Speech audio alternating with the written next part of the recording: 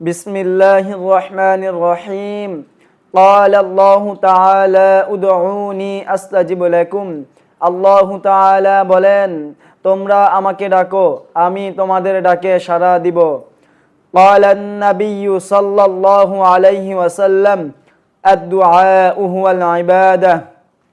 হযরত নবী করিম সাল্লাল্লাহু আলাইহি ওয়াসাল্লাম বলিয়াছেন, দুআই ইবাদত।